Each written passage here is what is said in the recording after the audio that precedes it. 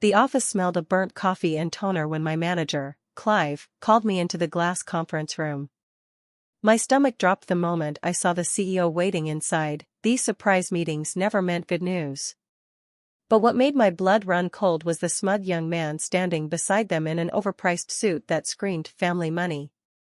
"Ella, this is Noah Dane, my nephew," the CEO said, gesturing to the kid who couldn't have been more than 23. "He'll be shadowing you this week to learn the ropes." Shadowing. The word hung in the air like a guillotine blade. Clive's smirk told me everything I needed to know before he even opened his mouth. "Let's be honest, she's training her replacement," Clive said, crossing his arms with barely concealed satisfaction. "We need someone younger, more adaptable." My heart sank through the floor.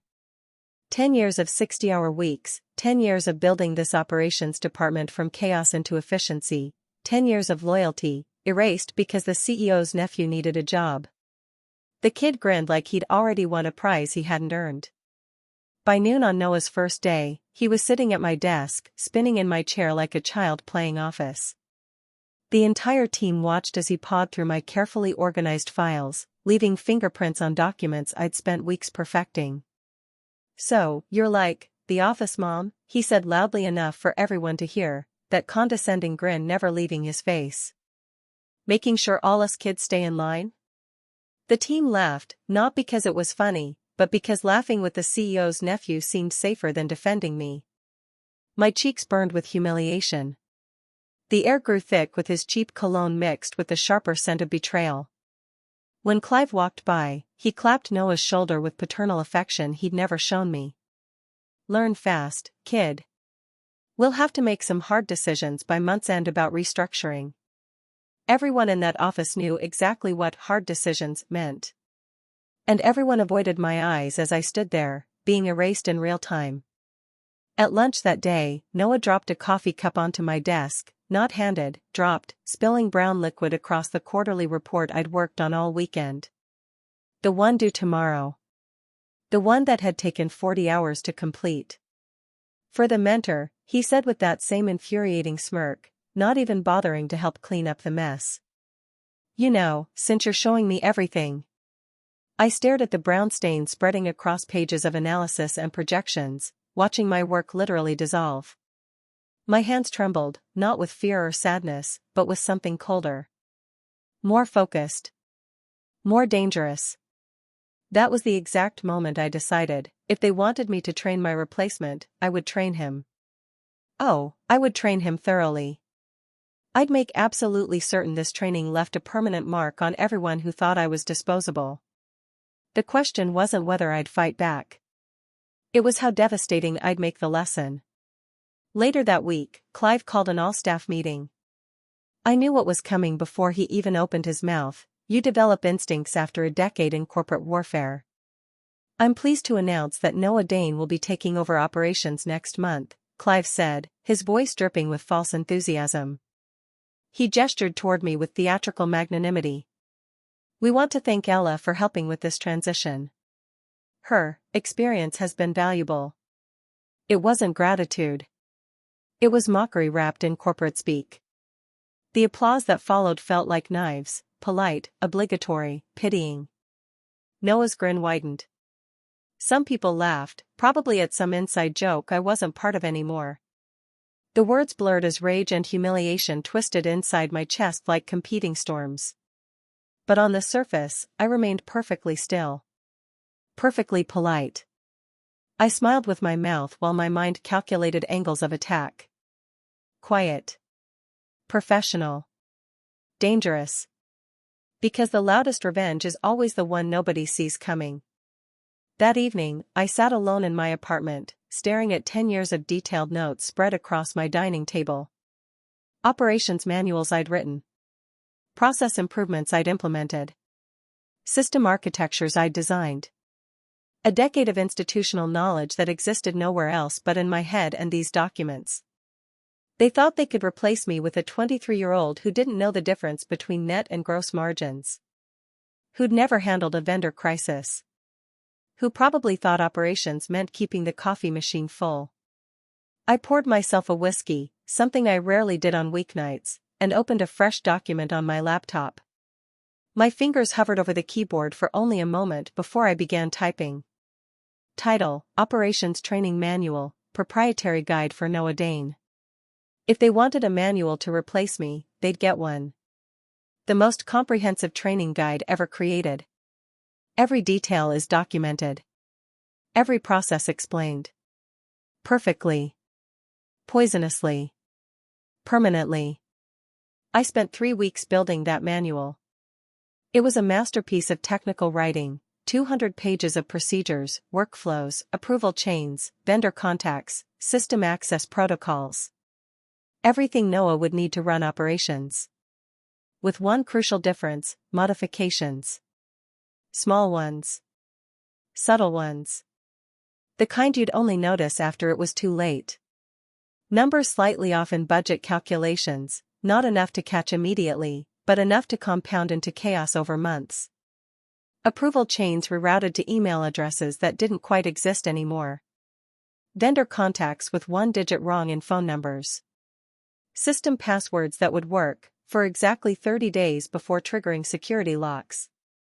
I embedded truth and poison in equal measure. Enough accuracy to pass initial review. Enough sabotage to ensure catastrophic failure when actually implemented. It was beautiful. It was thorough. It was revenge written in Arial 11-point font. When I handed the bound manual to Clive, his eyes actually lit up with what might have been respect. Finally, he said, flipping through pages.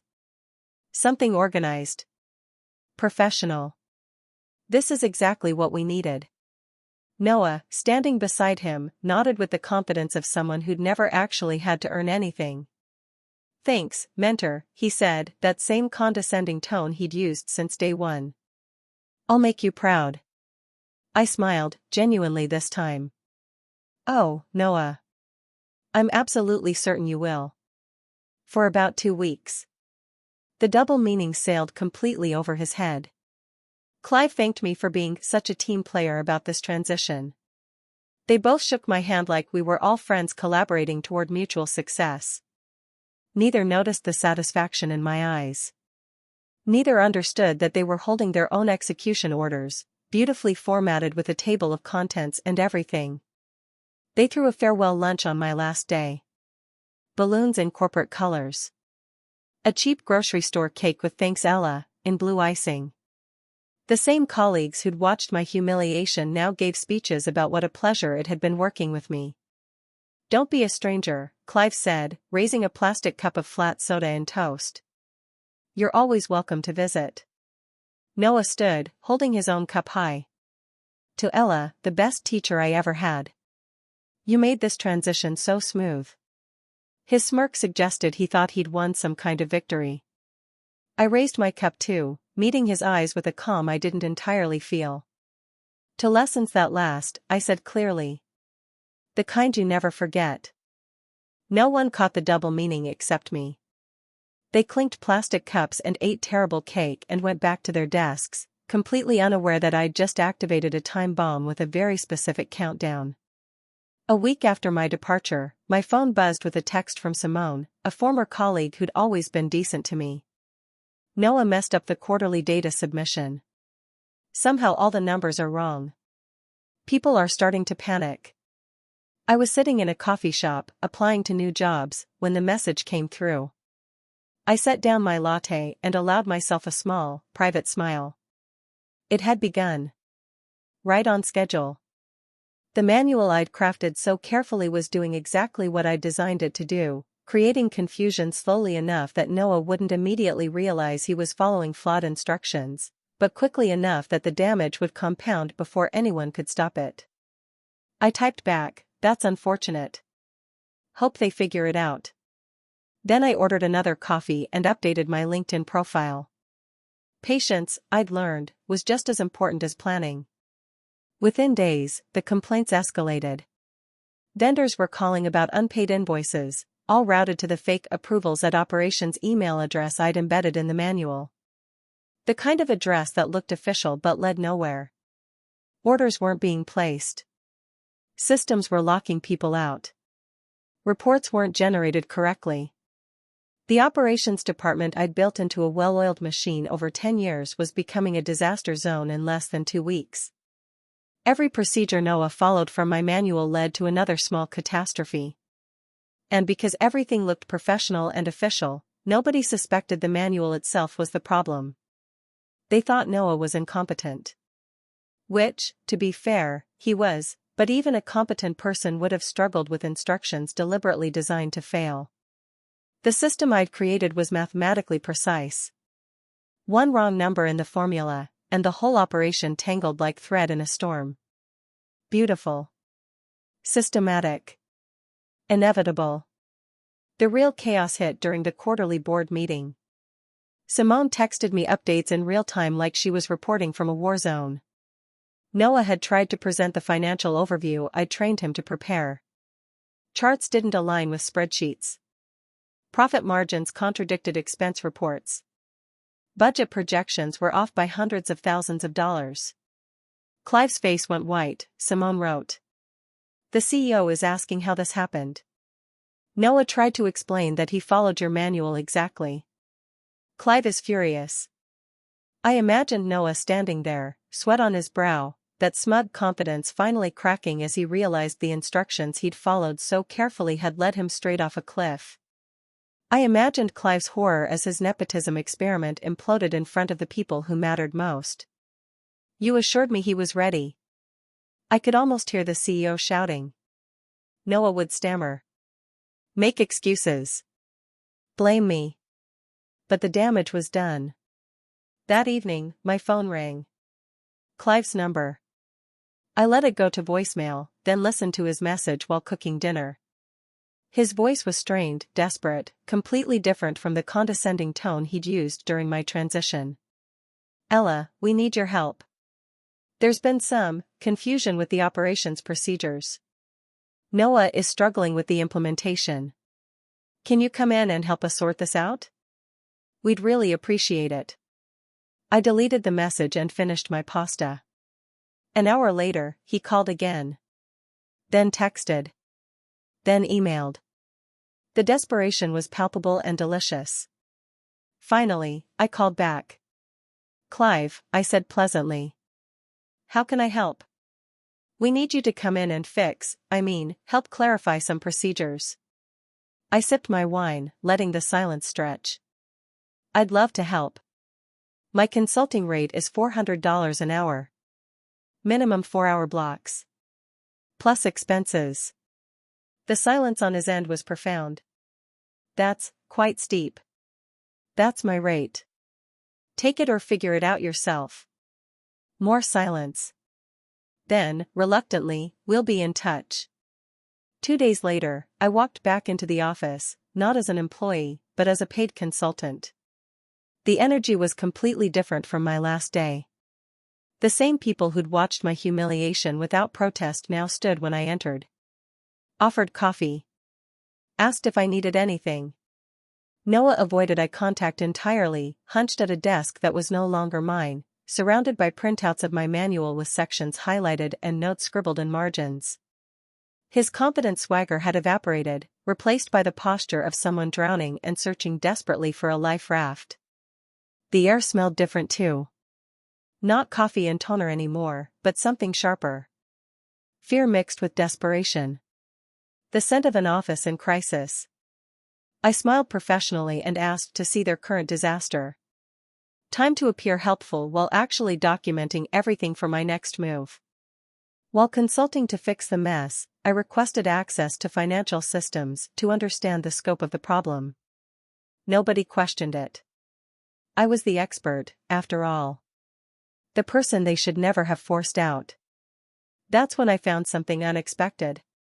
Hidden in the expense ledgers, buried in vendor payment records, was a pattern. Clive had been rerouting client payments into dummy accounts. Small amounts, a few thousand here and there, but over 3 years, it added up to over $200,000. He'd been using my operational oversight as cover, hiding his embezzlement in the complexity of the systems I'd managed. My departure had exposed more than just Noah's incompetence. It had revealed that Clive was a thief. I wasn't the only one who'd been betrayed. Every employee, every shareholder, every client had been stolen from. And I was holding the evidence. Suddenly, this wasn't just about revenge anymore. It was about justice. I compiled everything into a detailed report: the embezzlement evidence, the timeline of theft, the dummy accounts Clive had created. Then I requested a private meeting with the CEO, bypassing Clive entirely. "I can fix your company," I told the CEO in his office, sliding the report across his desk. "But more importantly, I can prove who's been bleeding it dry." He read in silence, his face transforming from confusion to shock to cold rage. When he looked up, his eyes were different. "How long have you known?" "I discovered it during my consulting work." The operational chaos made it visible. Numbers weren't adding up because Clive was taking money before it even reached legitimate accounts. The CEO leaned back, processing. "And the manual you left Noah? The one causing all these problems?" I met his eyes steadily. "That manual reveals exactly what happens when you replace institutional knowledge with nepotism. It's been educational." The boardroom was silent as I presented my findings. On one screen, I showed the embezzlement evidence, dates, amounts, accounts, transfer records. On another screen, I showed how Noah's disasters had actually revealed the theft by disrupting Clive's careful cover-up system. The manual I created, I explained calmly, was designed to test whether Noah could actually do this job. It contained deliberate errors that any experienced operations manager would catch immediately. Noah didn't catch any of them. Because he wasn't qualified. Noah's face went red. "You set me up." I turned to him with what might have been sympathy. "No, Noah. I trained you exactly as requested.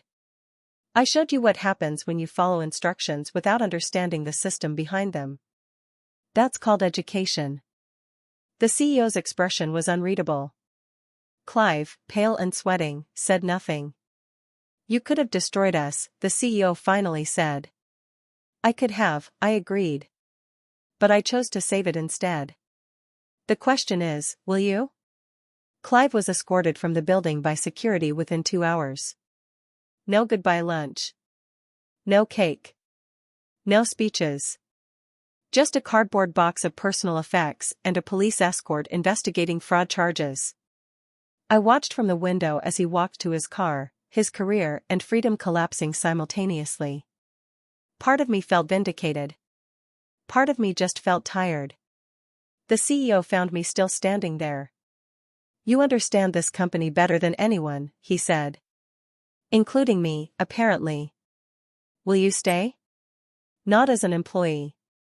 As director of operations." "Your salary, your terms." I turned from the window. "One condition: no more nepotism. Every position is filled by qualification, not relation." He extended his hand. "Deal." Noah, watching from his desk, looked like he might cry. I felt no particular satisfaction from his misery. Just a quiet acknowledgement that actions have consequences, and nepotism is expensive for everyone.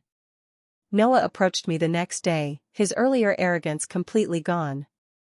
"I want to apologize," he said quietly. "I thought you were replaceable. That anyone could do your job if they just followed instructions." I looked at him, really looked at him. He was young, stupid, entitled, but maybe not beyond learning. "Everyone does," I replied. "Until they read the fine print. Until they understand that experience isn't just knowledge, it's knowing what knowledge means." "I'm leaving," he said. "My uncle got me a job in his friend's company. I'm not cut out for this." "Noah," I stopped him. "Learn from this. The next person might not be as patient as I was." He nodded and left. I never saw him again. But I heard later that he'd started at the bottom of his new company, actually learning instead of assuming he already knew everything. Maybe my manual had taught him something after all. Over the next 6 months, I rebuilt the operations department properly. Hired experienced staff. Created real training programs with mentorship from people who'd earned their positions.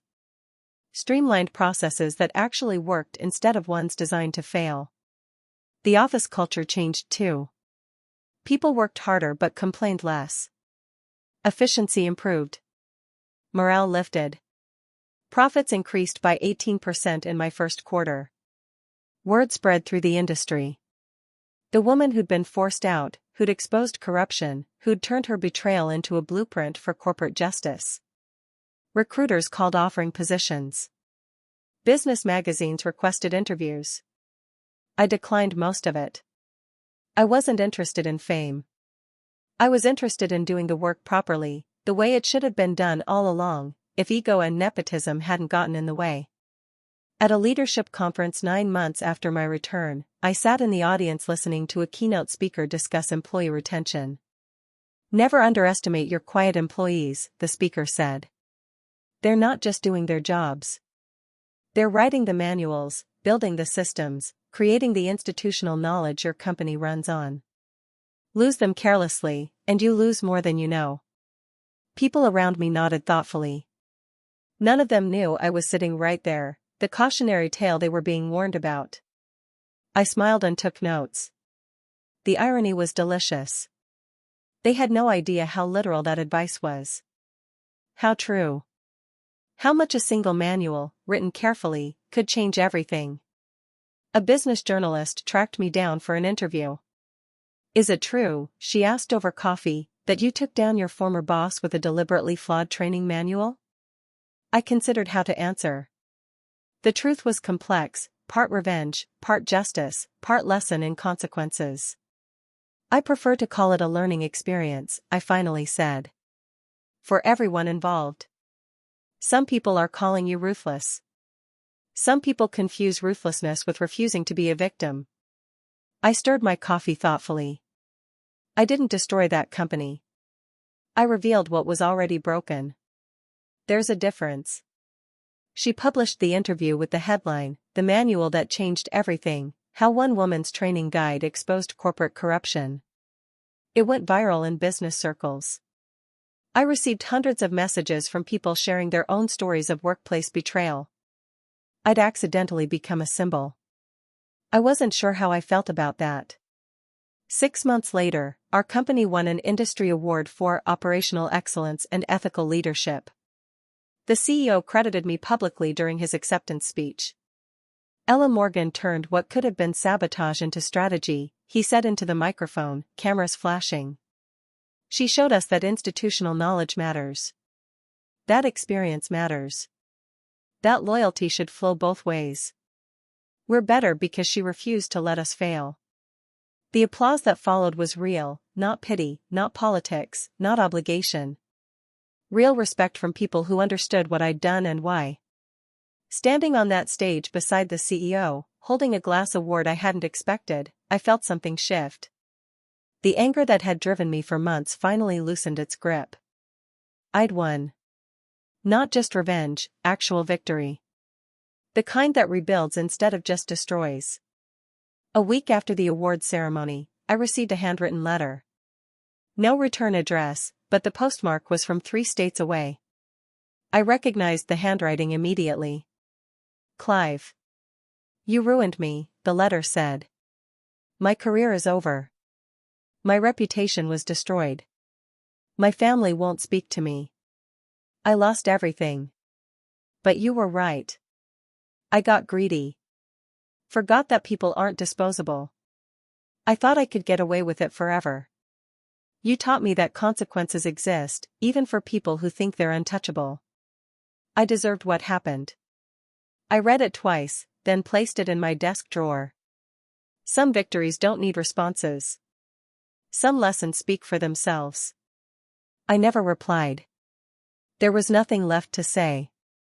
On the anniversary of my original farewell lunch, I sat at my desk, now in a corner office with my name on a brass plate outside, Ella Morgan, Chief Operating Officer.